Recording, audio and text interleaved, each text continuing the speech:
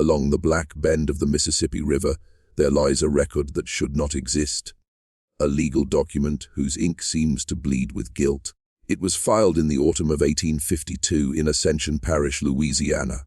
The parish clerk, whose hands trembled as he signed it, wrote in the margin a single line that survived in parish archives to this day: "If this be lawful, then God has abandoned the South."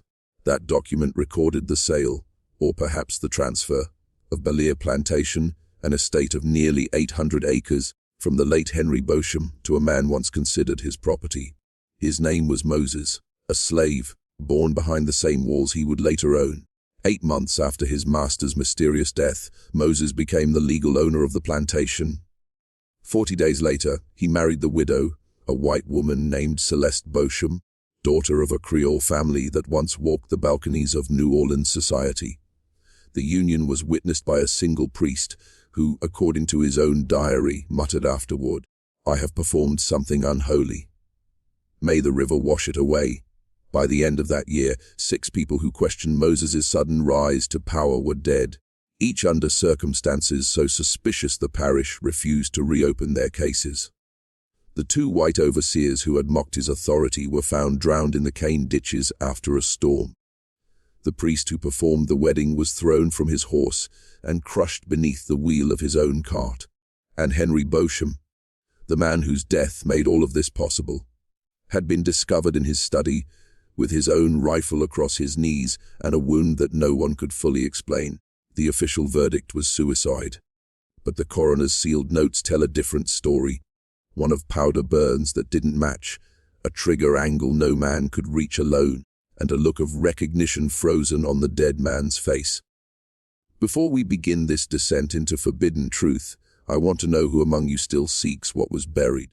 Subscribe if you dare to confront the lost history of power and vengeance.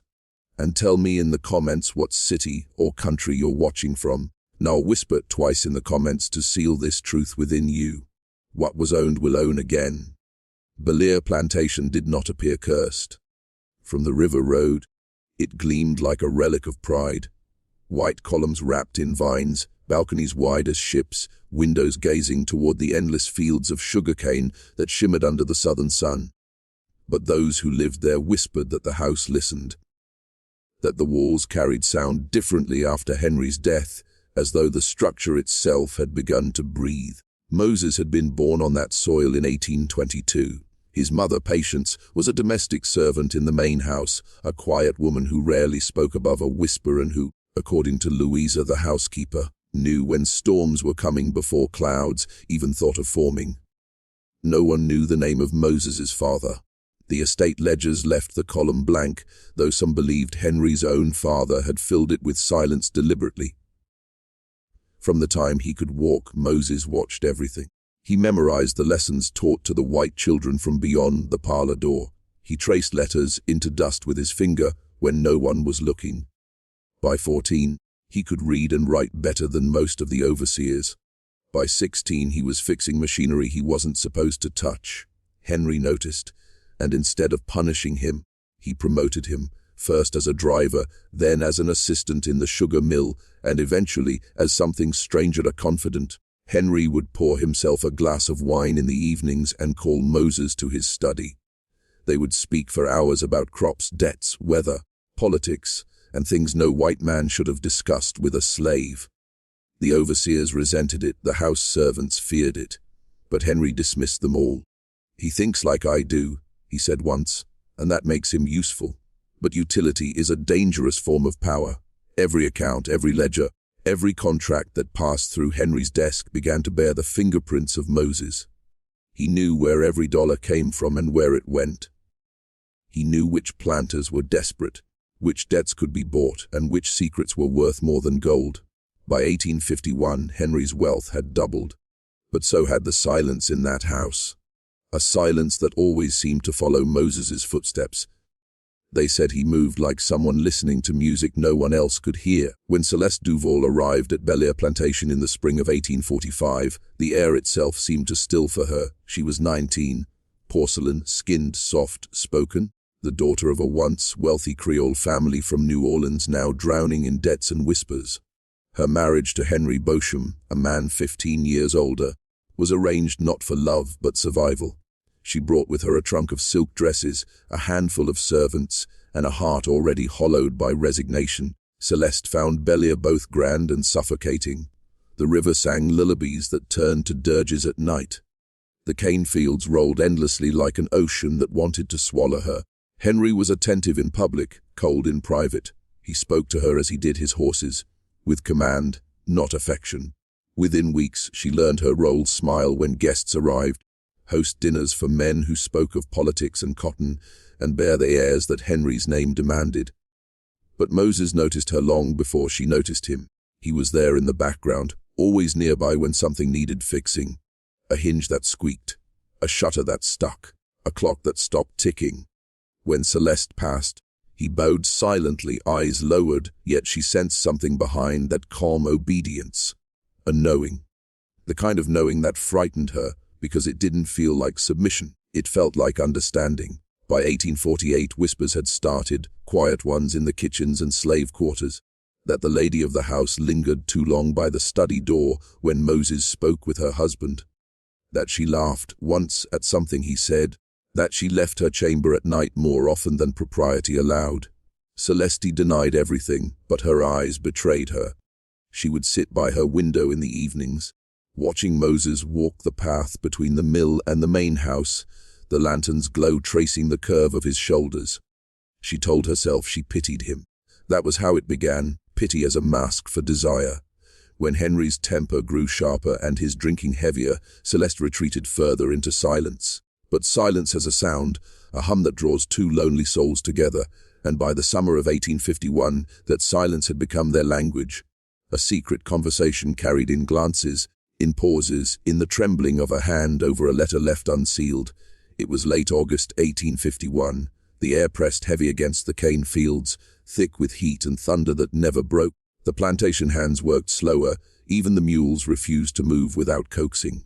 Something hung in the air, something that made the river itself seem restless. That evening, Henry Beauchamp hosted two neighboring planters in his study. They drank too much bourbon and laughed too loud, mocking Moses as he stood by the door, silent as ever. Henry's laughter was sharper than usual, his insults crueler. "My pet thinks himself a man," he said, slamming his glass onto the desk. "But he forgets, he belongs to me." Moses did not flinch. He simply nodded, poured another drink, and waited. When the planters left, Henry ordered him to stay. The storm outside had begun to growl, but inside, the silence stretched thin. Henry staggered toward his cabinet and pulled down his rifle. "You've been looking at her?" Henry slurred. "You think I don't see? You think I don't know what she wants?" He leveled the weapon, eyes bloodshot and shaking. "Say it. Say what you've done." Moses said nothing, not a word. Only his breathing changed, slow, deliberate. A single candle flickered between them, its flame bowing toward him as if drawn by something unseen. When the thunder cracked, the gun went off. By dawn, Henry was dead in his chair, the rifle across his lap, the wound too close, the angle too strange. Celeste claimed she had been asleep. Moses was the one who discovered the body. That's what the records say. But the old servants told another story. That Celeste came down the stairs barefoot, her white gown streaked with ash. That Moses stood behind her, his hands clasped as if in prayer. That neither of them spoke while the rain beat against the glass. 3 days later, the will was found, rewritten, notarized and sealed with Henry's own signature. It transferred ownership of Bellere Plantation to "my loyal servant, Moses." No one could explain how or when it had been written. The handwriting matched.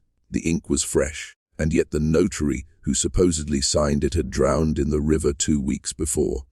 The night the river turned black, something changed in Louisiana, and Bellere Plantation, for the first time, belonged to the man it once enslaved. The day they married, the parish bells refused to ring. The priest who performed the ceremony, Father Dupree, wrote in his private journal, "I have wed a sin to its reflection." It was March of 1852, barely 6 months since Henry Beauchamp's death. The scandal spread like wildfire through Ascension Parish. A white widow marrying a black man, a man who had been her husband's slave. It was something that had no language, no place, no precedent.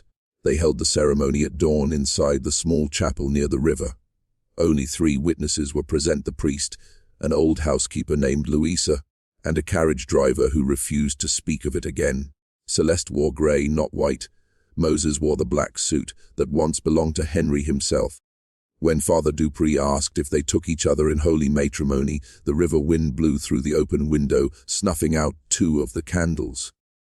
Celeste's voice trembled when she said, "I do." Moses's voice did not tremble at all. It was calm, unnervingly calm, as if he had been waiting his entire life for that moment. When it was over, the priest did not ask for payment. He simply walked out into the morning fog, muttering prayers beneath his breath. Later that same day, he wrote a letter to the diocese begging for reassignment. By the end of that month, he was dead, thrown from his cart when the horse bolted near the levee. Locals said the animal had seen something. Celeste and Moses returned to Bellere as husband and wife. The servants didn't know whether to bow or flee. Some left in the night, others refused to speak her name. But Celeste didn't care. For the first time in her life, she belonged to no one, and that kind of freedom can drive a person mad. Rumors spread faster than the cane fire that year, that she walked the halls at night humming to herself, that she spoke to Henry's portrait as if it could hear her, that she wore her wedding ring on her right hand, not her left. And Moses, he no longer smiled, he no longer bowed. He began writing letters sealed in wax with Henry's old stamp, sending them north to men no one in town had ever heard of. The union was legal on paper, but even paper in Louisiana heat begins to curl and darken when it carries too much truth. By midsummer of 1852, Bellere Plantation stood eerily still. The fields were green, the harvest strong, but something beneath the surface of that land had begun to rot. Workers who once sang through the long days now hummed no tune at all. A hush settled over the cane rows, the kind that makes even the wind hesitate. That was when the visitors began to arrive. The first came on horseback. Mr. Charles Duval, Celeste's cousin from New Orleans, dressed in mourning black though no funeral had been called. He claimed to be checking on his kin, but his eyes said otherwise. He brought papers, questions, and a pistol he thought no one saw. He stayed in the east guest room, the one with the cracked window pane. 3 nights later, he vanished. His horse was found wandering near the river, reins torn. The search party found nothing, except a single glove caught on a cypress root, soaked in mud that smelled faintly of iron. Celeste said he must have returned to New Orleans. Moses said nothing. Then came 2 men from Baton Rouge, claiming to be investigators sent by the parish court. They asked about Henry's death, about the forged will, about the priest who had died on the levee road. Moses invited them to stay for supper: roasted duck, brandy, and sweet bread. They left satisfied, or so it seemed, but their bodies were found days later in the bayou, their boat split against a log. No one ever connected them to Bellere. By autumn, the plantation had emptied. Those who could leave did. The slaves whispered that the river spirits had turned against the land, that Henry's blood had awakened something beneath the soil. Celeste's maid swore she saw shadows moving under the veranda even when the moon was full. And through it all, Moses remained calm. He tended the fields by day and walked the halls at night, checking every lock, every door, every window. Sometimes when the wind turned cold, Celeste would wake to find him standing at the edge of their bed, staring out toward the river, his face lit by lightning. "What do you hear?" she once whispered. He turned to her slowly and said, "It's not what I hear, Celeste, it's who's still listening." Winter crept over Bellere that year like a slow infection. The river sank low and thick, the cane fields blackened with frost. For the first time in decades, no overseer shouted orders, no bell marked the day's beginning. Yet from the main house, a different rhythm began. The scratch of a quill on parchment, steady and relentless, echoing through the quiet halls. Moses had taken over the study that once belonged to Henry. The same desk, the same oil lamp, the same view of the river. But where Henry kept ledgers of profit and loss, Moses began keeping something else, a ledger of names. Each night, he wrote with unwavering precision, recording every person who had ever lived or labored on that land, not just the living, but the dead.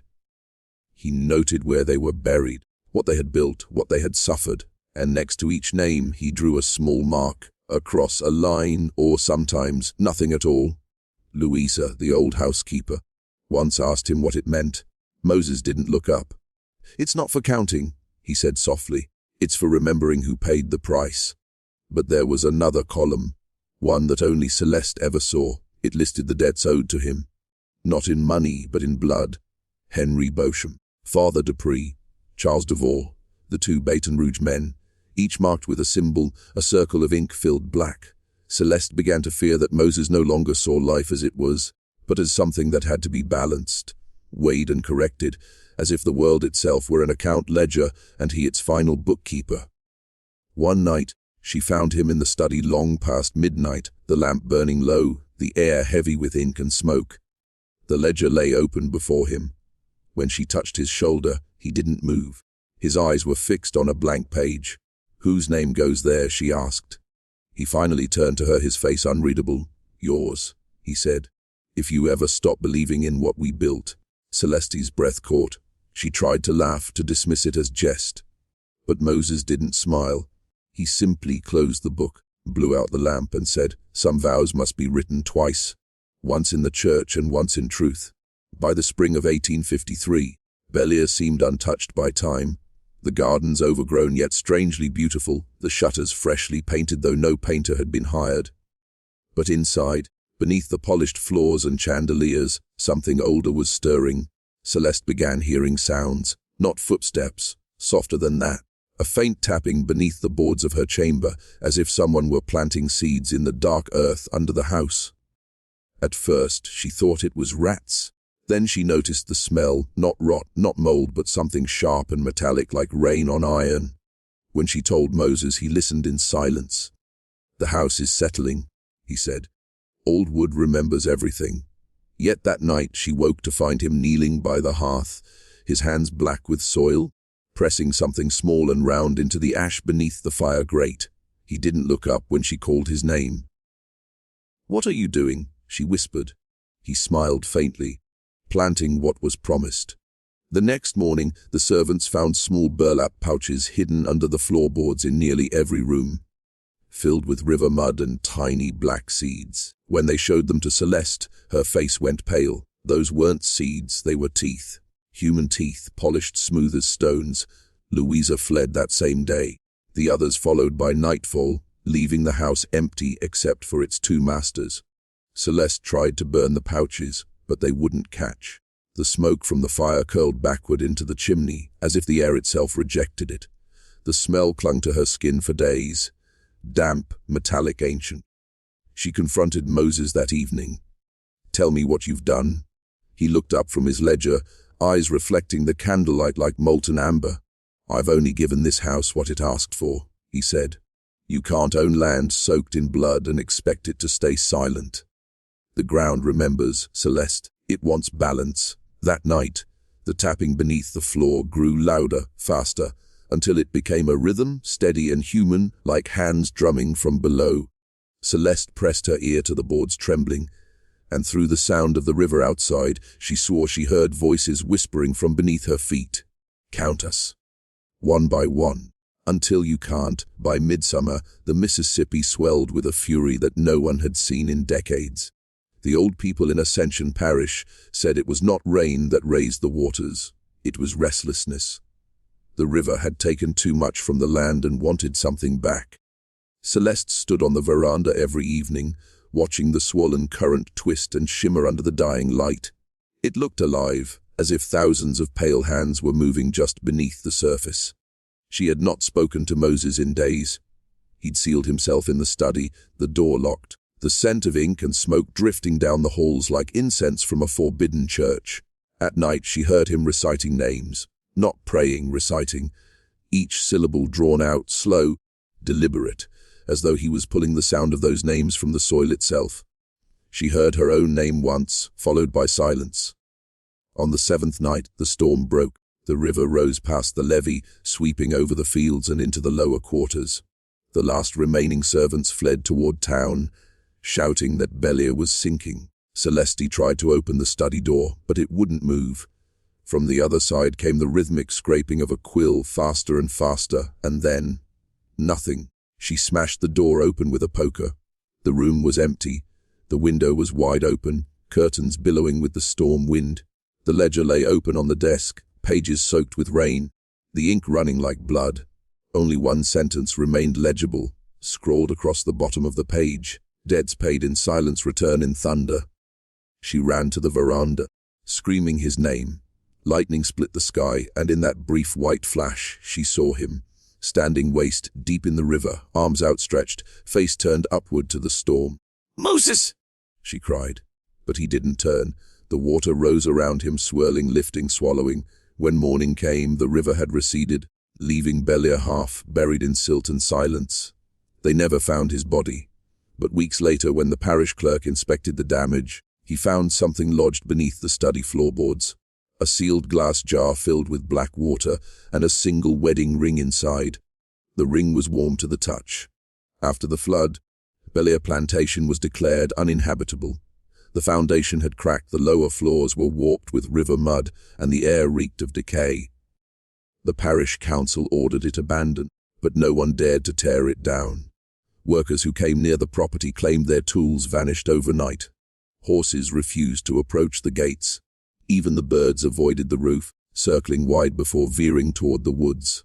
Celeste refused to leave. When neighbors came offering her shelter, she simply smiled and said, "This is still my husband's home." They didn't ask which husband she meant.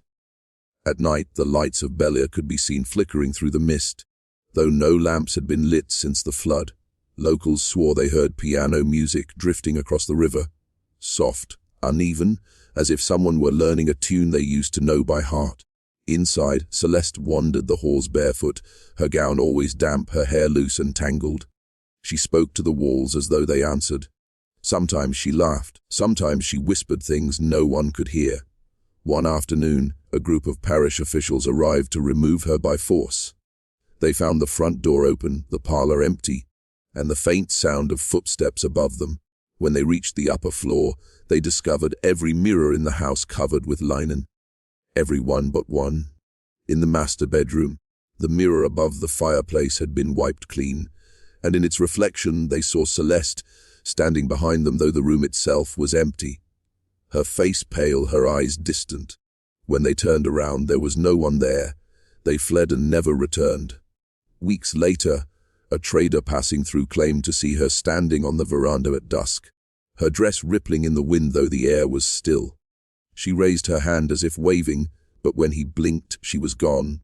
Only the faint shimmer of the river beyond her. To this day, the locals say Bellere still stands, hidden behind the overgrowth, its roof sagging, its doors swollen shut. And on storm nights, when the river rises high and the thunder rolls, the faint sound of a quill scratching on wet paper can still be heard, writing the same line again and again. What was owned will own again. By the spring of 1854, Bellere had become a story people told to frighten their children, a curse wrapped in memory. But greed, like the river, always finds its way back. That year, the Ascension Parish Court announced an auction. Bellere Plantation and its surrounding acres were to be sold to settle unpaid taxes.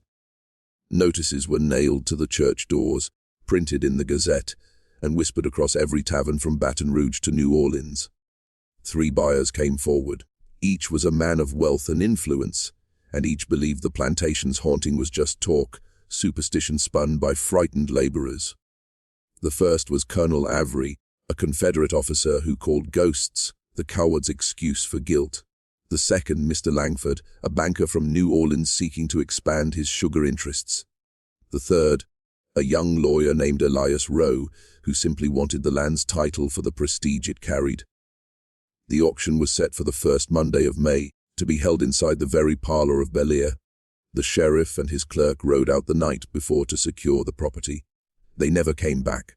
By dawn, a search party was sent. What they found would later be struck from parish records. The front door stood open, and the parlor was lit by candlelight, though no one had been inside for months. On the table lay the auction ledger, its pages turned to the list of bidders.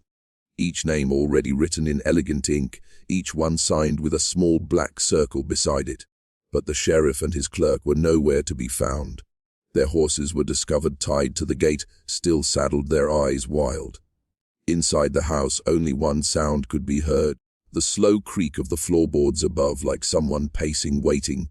When the parish finally sealed the estate, they noted one last thing: the faint scent of river water in the air, though the river lay miles away. The auction was never held. The papers were quietly destroyed, and those three men, Avery, Langford, and Rowe, all died within the same month, each in a different parish, each reportedly drowned in shallow water. The court's clerk, the only surviving witness, refused to speak of Bellere again. His final note in the archive reads, "The house keeps its own accounts." Nearly a decade passed before anyone dared set foot inside Bellere again.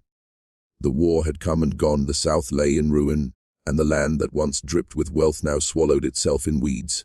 Yet in 1865, when Union troops began confiscating abandoned estates, an officer named Captain Abram Sloan was sent upriver to survey what remained of the plantation. His report should have been simple: an inventory, a signature, a seal. Instead, what he wrote was sealed in the War Department's archives for nearly 80 years. Sloan and two men entered the main house at dusk. They found it perfectly preserved, as if the years had not touched it.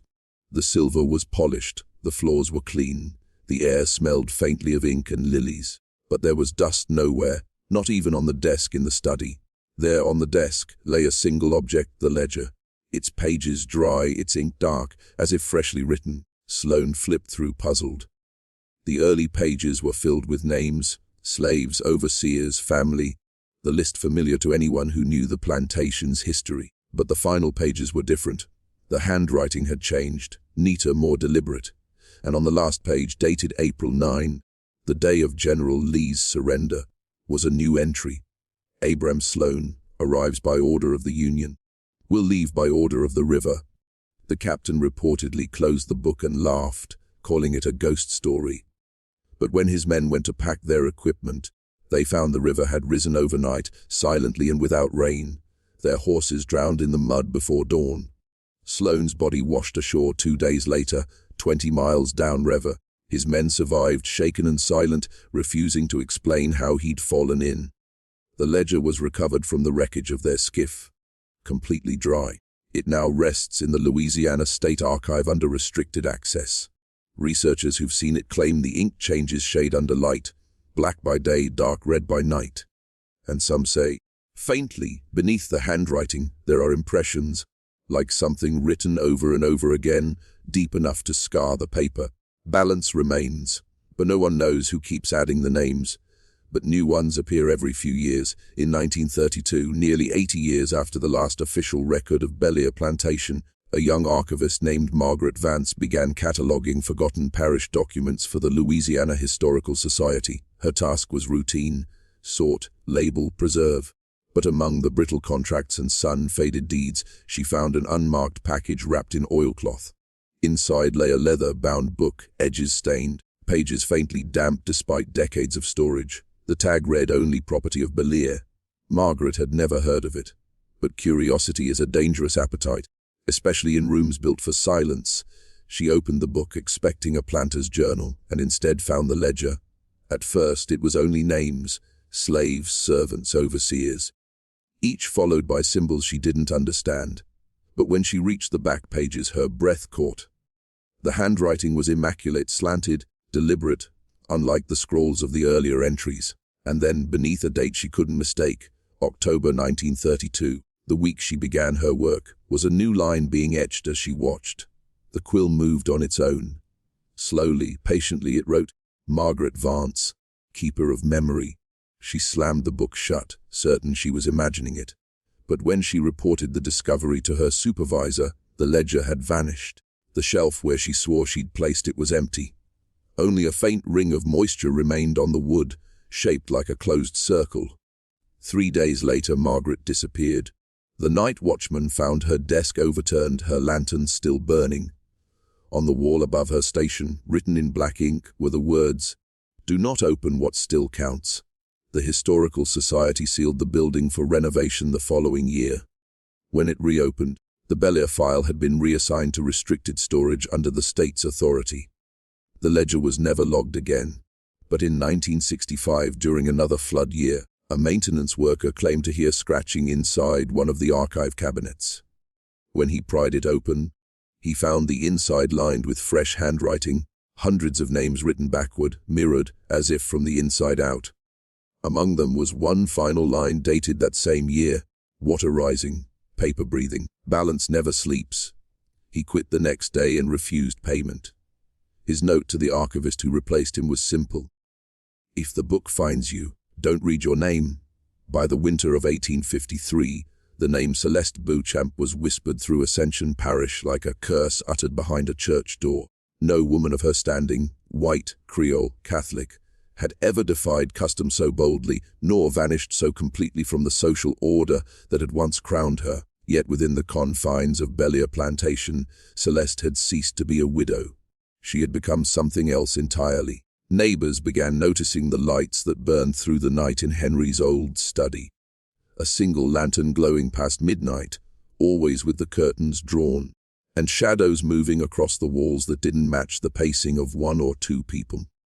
Some said she'd gone mad with grief, that she talked to her dead husband's spirit through the mirror he'd imported from Marseille. But others claimed a darker truth, that the man seen walking with her in the cane fields at dusk was not a ghost, but Moses himself. The rumors spread quietly like sickness. Servants who had once gossiped freely now averted their eyes. Louisa, the housekeeper, told Father Leblanc that the widow no longer prayed, that she no longer received communion, and that her laughter, when it came, sounded like someone learning to mimic a sound they had forgotten. In January, Celeste appeared in public for the first time since the funeral. She attended Mass in Ascension Parish dressed not in black, but in white, a color of beginnings, not endings. And sitting beside her, to the priest's horror, was Moses, wearing a tailored suit that once belonged to Henry himself. When the congregation rose for the creed, no one spoke. The air thickened with disbelief. Father Leblanc refused to continue until Moses left. Celeste stood, turned to the pews, and said in a voice too calm to be sane, "He is my husband now. What God joins, no man can unmake." That night, the priest wrote a letter to the Archbishop of New Orleans urging immediate intervention. The reply never came. The messenger carrying it drowned crossing the Amite River, though locals swore the water was calm that day. Within a week, Celeste and Moses were married in a private ceremony, witnessed only by Louisa and Margaret. The parish clerk recorded the license with trembling hands, and in the margin wrote 3 words that would haunt every page of the Bellere record: "God have mercy." The wedding was held on a night the river refused to rest. It had rained for 7 days straight, and the swollen Mississippi groaned like something alive, pressing against its banks as if testing the strength of man's foolishness. Inside Bellere Plantation, the air was thick with the smell of lilies and oil lamps. The house stood lit brighter than it had been in years, and yet every window was shut tight as though to keep something out. Louisa later swore that the air itself seemed to hum during the ceremony. The candles bent toward the bride, their flames leaning inward like they were being pulled by her breath. Moses stood before Celeste, dressed in white cotton and trembling, while a wandering preacher, half drunk and desperate for coin, stuttered through the vows. No one spoke when it was done. Celeste kissed him with the kind of finality that belongs to storms and graves. By midnight, thunder rolled low enough to shake the floorboards. Louisa had gone to her quarters when she heard it, the sound of chains dragging across the veranda. When she looked through the shutter slats, she saw figures in the yard, dozens of them moving without rhythm, bare feet sinking in mud. The faces were pale and wet, eyes empty, skin reflecting moonlight as if made of wax. Celeste opened the front door and stepped into the rain. She didn't scream, didn't run, didn't pray. She simply raised her hand and whispered, "Balance." The river answered. It rose not in a surge, but in silence, climbing, spilling, folding itself over the levee like something reclaiming its debt. The house groaned as if exhaling its last breath. Louisa ran to the cellar and dragged Margaret down with her, clutching the girl until the boards above began to crack. When morning came, the plantation was gone. The house, the fields, the stables, all drowned beneath the grey surface of the Amite backwater. But on the third day, when the rain stopped and the sun finally broke, a strange thing was seen. In the center of what had been Bellere's front lawn stood the grand mirror from Henry's study, upright and clean, untouched by mud or debris. And in its reflection, villagers swore they saw the house still standing, alive, waiting. Subscribe, the narrator murmurs softly. The river remembers names, and tonight it might remember yours. Weeks passed before the first recovery team reached what was left of Bellere Plantation. The flood had receded, leaving only the skeletal remains of trees and the smell of rot. When the men arrived, their oars struck something solid beneath the surface, not wood, not stone. One of them dove in and surfaced pale, trembling, his words breaking through the mist. "It's a mirror, and it's breathing." They pulled it from the mud. The great mirror of Henry Bellere's study, somehow unbroken, its frame polished as if by unseen hands. The glass rippled faintly, reflecting not their faces, but the plantation as it once was, tall, golden cane fields swaying under a pink dusk sky, Celeste standing on the balcony, her hand resting on Moses's shoulder. No one spoke. One man crossed himself, another vomited. When they turned the mirror to face the real landscape, the drowned ruin, the twisted wood, the reflection stayed perfect, unchanged. They loaded it onto a cart and took it to the parish hall. But from that moment on, none of them slept. Every man who had touched the glass reported the same dream, a slow knocking sound coming from behind the reflection. By the fourth night, one of them, Henry Duval, woke to find muddy footprints leading from his door to the foot of his bed. His wife claimed she saw him speaking in his sleep, repeating the same words over and over. "Balance must stand." The mirror was moved to the rectory for safekeeping, placed behind a locked door. Yet, Father Leblanc, the same priest who had refused to bless Celeste's marriage, began to change. He stopped preaching, stopped visiting the sick. One morning, the church was found empty, every candle burned to the base. In the center aisle, the mirror stood propped against the altar, and on the glass was a single handprint, dark wet, pressed from the inside. The parish sealed the church that day. But years later, when lightning struck the steeple and split the building open, townsfolk who peeked inside said the mirror was still there, clean, upright, waiting. And when anyone stood before it too long, the reflection smiled back, a moment too late, because the mirror no longer showed what was. It showed who still owed. By 1889, most locals believed the story of Bellere was nothing more than swamp folklore, a ghost tale used to keep children from wandering near the water after dusk. But folklore has a way of surviving through whispers, not facts, and sometimes whispers find new listeners. Her name was Eliza May, a 14-year-old girl from the outskirts of Baton Rouge. Her mother washed linens for the parish, and her father hunted gators deep in the bayou. One humid afternoon, while chasing a white heron through the reeds, Eliza stumbled upon something glinting half buried in the mud. It was glass, smooth, perfect, a shard, curved like part of a mirror. When she picked it up, her reflection blinked. Not once, but twice. She dropped it and ran. But curiosity is patient, it waits. That night, while her family slept, she crept back to the spot. The shard was still there, glowing faintly under moonlight. She wrapped it in cloth and hid it beneath her bed. For weeks, Eliza grew pale. She stopped speaking, stopped eating. Her mother found her awake at dawn, staring into the mirror fragment and whispering names of people long dead.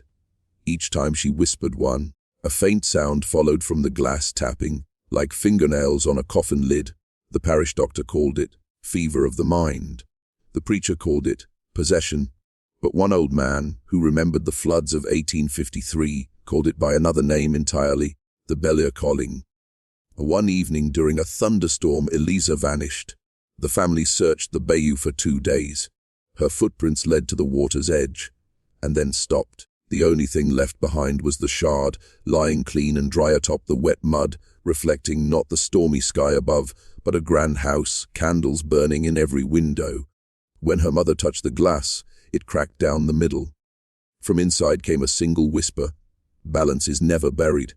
Since that night, locals say the bayou hums during heavy rain, and sometimes when lightning flashes, you can see a figure in the water, a young girl holding a broken mirror, walking toward a house that shouldn't exist anymore. a house that's always waiting for someone new to knock. By the turn of the new century, the swamp had swallowed most of the Bellere ruins. Trees grew through what had once been staircases, cypress roots coiled around bricks like fingers tightening on a secret. But in 1907, a surveying crew sent by the state to chart new levee lines reported something strange. A structure rising out of the mist, where no structure had stood before. It wasn't the whole house, not yet. Just the roofline, gables, chimneys, a balcony railing emerging from the murky water like the skeleton of a dream. The men thought it an illusion, heat bending the air, yet as they watched, the reflection in the water shifted before the real image did, as though the reflection were guiding the house, not mirroring it. By nightfall, the full shape of Bellere Plantation stood revealed. Windows glowed faintly from within. One worker, a man named Rojas, claimed to see a woman on the second-floor balcony, her white dress fluttering though there was no wind. They tried to approach by boat. The closer they rowed, the colder the air grew. The water thickened, darkened, began to smell not of rot but of iron. Rojas leaned over the edge to look, and the reflection of the house stared back at him. Not the real one, the reflection. And in it, he saw himself standing inside the house, dripping wet, smiling with someone else's mouth. The boat capsized. By dawn, 2 men were missing. The rest refused to speak of what they saw, claiming only that the swamp was wrong, that it breathed in rhythm with their own lungs. The following week, a group of nuns from St. Martin's orphanage traveled upriver to investigate after hearing rumors of apparitions in white. They returned with sketches. One depicted the house. Another showed a massive mirror hanging above the doorway, catching light even through fog. But what chilled the parish to silence was the final drawing of a woman and a man, standing together on the balcony, hands joined. The caption beneath read, "Celeste and Moses Bellere, still watching." After that, the state sealed off the area. The surveyor's maps were revised to mark the site simply as impassable ground. Yet, every few years, someone swore they saw the house again, always during floods, always when the river rose to collect what it was owed. In 1974, nearly a century after the Bellere Plantation supposedly drowned, the Louisiana Department of Historical Records reopened a set of sealed boxes from its restricted vault, boxes labeled only Bellere and DO. The archivist assigned was a man named Thomas Greer, a quiet veteran who preferred paper to people. His notes were methodical, his handwriting precise, but after the 3rd day of cataloguing, his journal began to change tone. The handwriting grew erratic, the language disjointed. At first, he wrote about documents that didn't exist, birth certificates from 1854, a marriage registry with 2 signatures written in water. Then, his entries began referring to a sound, a faint knocking that followed him home each night, steady as a metronome. On October 3rd, he wrote, "I dreamed of a woman standing in the rain. She held a mirror to her chest. When I looked into it, I saw my own desk and the word BLNC carved into it." The next morning, janitors found that same word etched into his actual desk, deep, as if burned in. No one saw Greer after that night. His apartment was locked from the inside, dishes still warm, lights still on. The only thing missing was the Bellere ledger. 3 days later, a postmarked envelope arrived at the department. No return address. Inside was a single Polaroid. It showed a reflection, the image of the Bellere house, clear as daylight, framed in the cracked glass of a mirror. In the lower corner, barely visible, was Thomas Greer's silhouette, holding the camera. On the back of the photograph, scrawled in faded blue ink, were 6 words, "It's open again." It never closed. The department sealed the Bellere file permanently that same week, issuing a quiet memo stating the collections are irretrievably water damaged. But among staff, whispers persisted. Some swore they saw condensation forming on sealed archive doors. Others claimed to hear pages turning when no one was near the shelves. And once, only once, a security guard caught sight of a woman walking past the camera feed at 3:07 a.m. She wore a white dress, her hand pressed against something unseen, tracing words backward in the air. When the footage was replayed later, the monitor glitched, freezing on a single frame. Her mouth was moving, and the subtitles auto-generated by the system spelled one word, balance. They say the Bellere Plantation no longer stands, that the swamp claimed it. That no trace remains but mud, ghosts, and half-remembered names. But water does not forget. It keeps what it swallows, it preserves. And sometimes, when the air hangs thick and the river runs high, it returns what it kept, if only for a night. In the summer of 2021, satellite imagery from a NOAA flood monitoring drone captured something that shouldn't have been there, a rectangular shadow, too perfect to be natural, cutting across the wetlands south of Ascension Parish. The coordinates matched the old Bellere site exactly, but more chilling was the timestamp. The image was taken at 3:07 a.m., the same time every recorded incident in the Bellere file had occurred. When the image was enhanced, faint light blurred from one of the windows. One single flicker, as if someone, or something, was walking through the halls again. Later that week, a local journalist named Rachel Duval set out to verify the story for a short documentary on Louisiana's haunted ruins. She brought drones, recorders, and a handheld camera. Her last transmission came at 2:59 a.m., a crackling radio message: "The house, it's not gone, it's waiting." Her camera was found 3 days later, half buried in silt. The footage ran only 28 seconds before freezing.